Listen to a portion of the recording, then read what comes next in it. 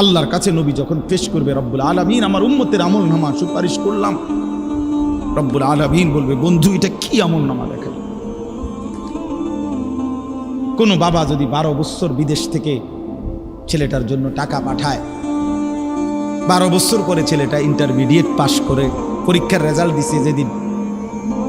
সেদিন দেখছে যে ফেল, ওই বাপ যদি চিৎকার করে কাঁদবে আর বলবে যে আরে বাপ তুই জানোস না আমি 12টা বছর আমি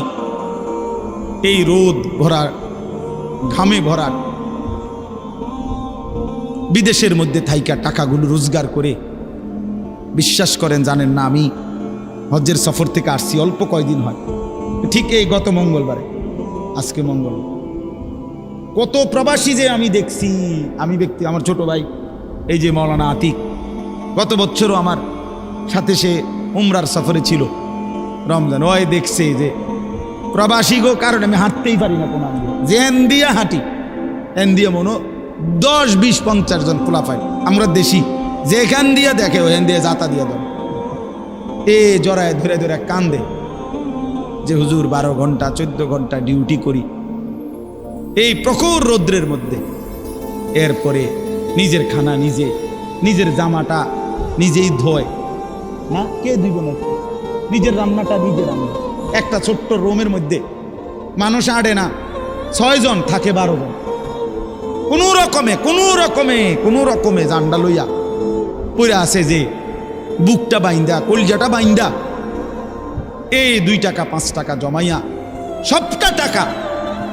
বাড়ি ঘরে বউ বাচ্চার জন্য, মা বাবার জন্য, তাদের মুখে হাসি ফুটার জন্য দিয়ে দেয়। সেই বাবা 12 বছর পরে সে কি পরিমাণ কাঁদবে আর বলবে, সন্তান আমার রক্ত পানি করা এই টাকার বিনিময়ে এই রেজাল্ট,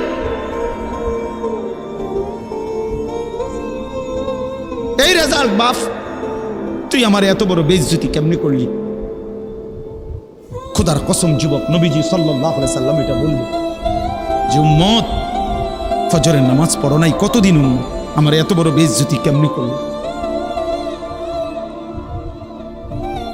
60 বছরের বুড়া চাচা, এই চাচা এখনো 60 বছর ধরে হায়াত পাওয়ার পরও বিড়ি খান, সিগারেট খান,